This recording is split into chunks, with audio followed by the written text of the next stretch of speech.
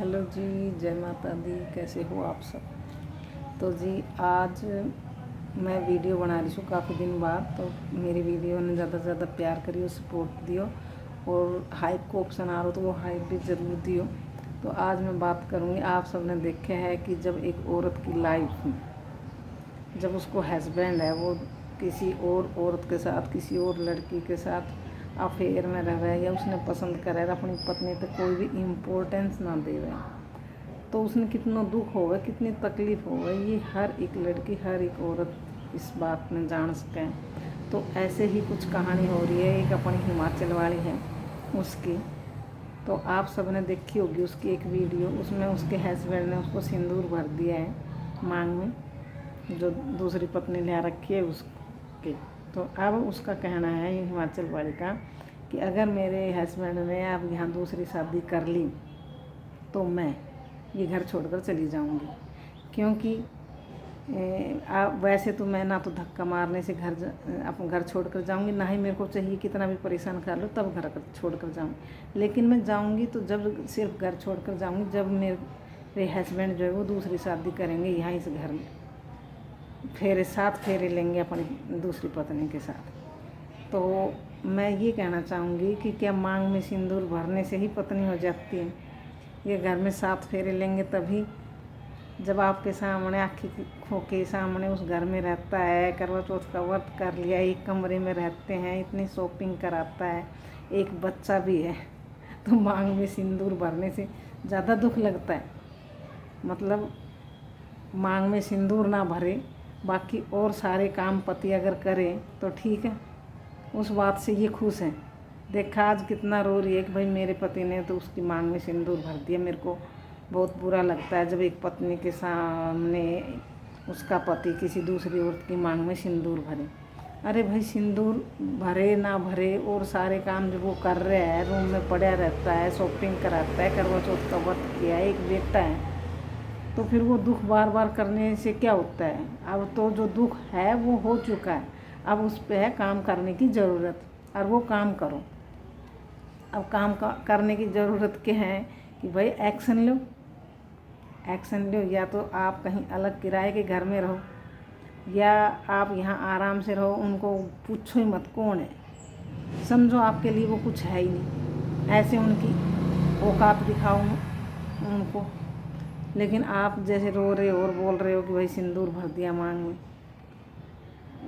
तो इस कहानी को जो तुम सच बताने की कोशिश कर रहे हो, सच में ढालने के लिए पूरी कोशिश कर रहे हैं कि ये सच है, सच है, और वैसे जब बोल रहे हैं कि भाई कोई भी शादी ना करे हैं,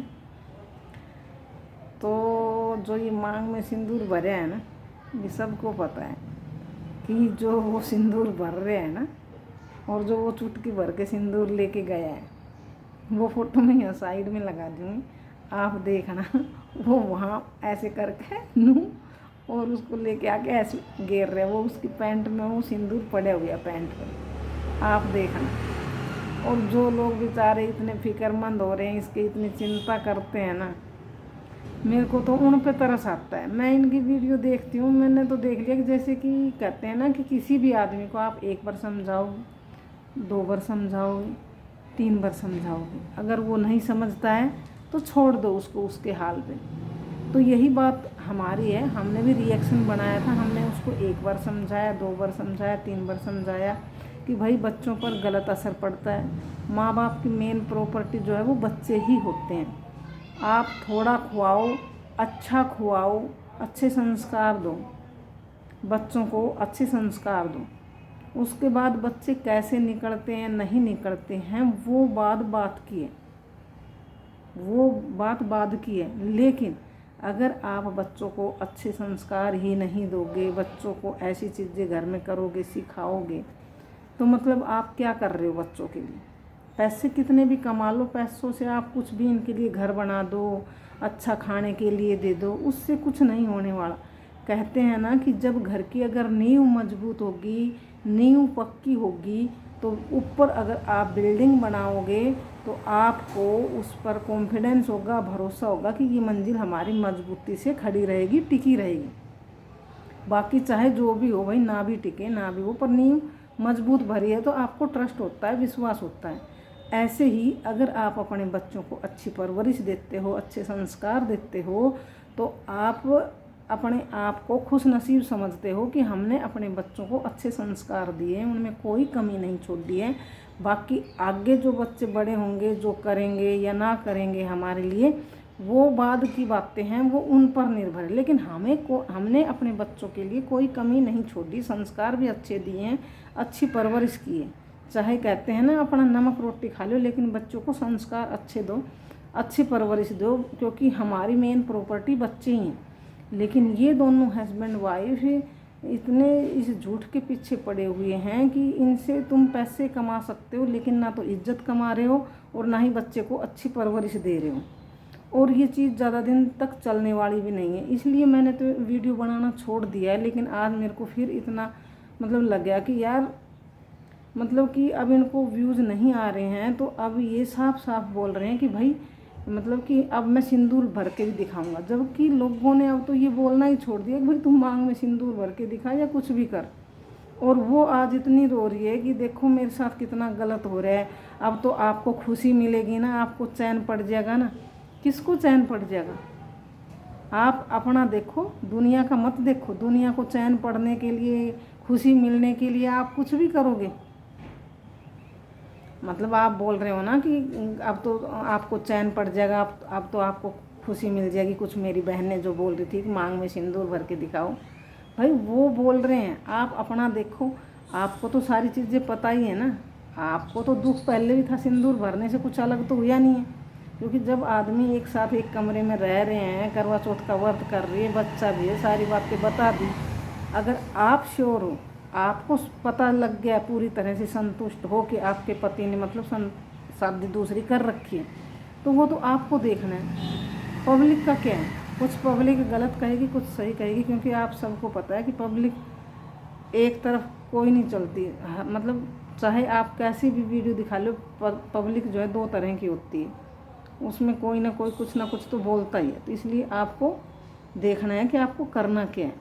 और मैं तो कहती हूँ कि इसको आप स्टॉप कर दो। मैंने बहुत बार वैसे भी बोला था। और अपने कंटिन्यू अच्छे ब्लॉग डालो, अच्छी चीज़ें डालो, 2 पैसे कम आ जाएंगे, लेकिन लंबा चलता है। कहते हैं ना सच चलता रहता है, लेकिन झूठ कुछ दिन तक चलता है। तो कितने दिन तक चलाओगे ये? तो एक दिन तो सच के रास्ते पे आना ही पड़ेगा। तो फिर भी व्यूज़ तो डाउन होंगे, लेकिन बदले में नुकसान क्या हुआ? नुकसान ये हुआ बदले में कि आपके बच्चे जो अब सीखने की उम्र है, उनको कैच करने की उम्र है। कोई भी चीज़ें घर में हो रही है, वो ऑब्जर्व करते हैं, कैच करते हैं, ऑब्जर्व करते हैं चीज़ों को। तो अब आप पैसा कमा लोगे, लेकिन नुकसान ये कर दोगे कि बच्चों को अच्छे संस्कार नहीं मिलेंगे। बच्चे गलत चीज़ें सीख रहे हैं, झूठ बोलना सीख रहे हैं। लेकिन आना पड़ेगा आपको सच के रास्ते पे, क्योंकि झूठ ज़्यादा दिन तक चलता ही नहीं। कितने दिन चला लेगा इंसान? तो सच चलता रहता है। सच कभी ना तो मरता है, ना ही वो कहते हैं ना आत्मा अमर अजर चय अस्थि, ऐसे ही सच है। सच कभी ख़त्म ना होने वाली चीज़ है। सच हमेशा रहता है और सच ही जीतता है। तो इसलिए इन सारी चीज़ों को छोड़ दो और अपने अच्छे साफ़ सुथरे व्लॉग बनाओ। चाहे 2 व्यूज़ कम आ जाए, लेकिन बच्चों को अच्छे संस्कार तो दोगे। मतलब मैंने तो ये दुख होता है कि त्यौहार के दिन भी आप रोने की, जैसे कैंडल लगा रही थी, जब रो रही थी, वीडियो डाल रही थी, पब्लिक को सब पता। भाई देखो, हमें तो सब कुछ पता है। करवा चौथ पे जो बोल रही थी मेहंदी लगाई इसने होली का व्रत पे, और उसकी करवा चौथ का अगले दिन जो वीडियो डाली थी अंदर रूम में, उसका हाथ था कि कहीं मेहंदी ना लग रही थी। तो मतलब पकड़न वाला हर तरीका तो पकड़ चुके हैं। जिनने देखो पकड़ना था भी पकड़ चुके हैं, जिनने बेर पतो लगना तो ड्रामा उनने पतो है। लेकिन ठीक है, अब ये चला रहा है। जो मतलब नई ऑडियंस आ रही है, जो भी है, मतलब जो इन्हें सच समझ रही है या जो इन फिर तकलीफ़ महसूस कर रही है, वे कर रही है। लेकिन सोचना ही नहीं चाहिए भाई हम अपना बच्चा की परवरिश दे रहे हैं, तो ये सारी चीज़ें बंद करनी चाहिए और अपना अच्छा खासा साफ़ सुथरा व्लॉग बनाना चाहिए और ये सारी चीज़ें छोड़ देनी चाहिए। माँ की भी बेइज्जती हो रही है, दादी पे भी कैसे पानी गिर रहा है, सब नहीं पता है। कौन बेवकूफ़ है कि भाई दादी पे जब पानी गिर रहे हो, दादी का धक्का मार रहे हैं, क्यों थू थू पिटवा रहे हो? जैसे कि देवर वीडियो बना रहा है, सब ने ना पता कि दादी पे पानी गिर दियो, दादी पे धक्का मार दिया दादी का।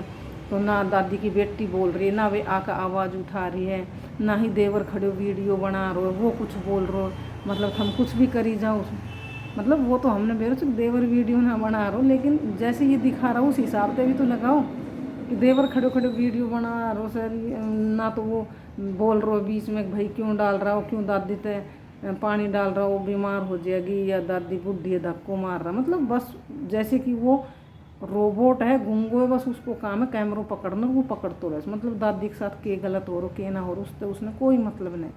तो ये सारी चीज़ें छोड़ो और अपनी अच्छी खासी साफ़ सुथरी वीडियो बनाओ, बच्चा ने अच्छी परवरिश दो और अपने आगे बढ़ो, 2 पैसा कम आ जाएगा लेकिन साफ़ सुथरी चीज़ें रहोगी। तो जी बस आज के लिए इतना ही, फिर मिलेंगे किसी नई वीडियो में नए टॉपिक पर। तब तक के लिए आप सभी को राम राम जी, जय माता दी।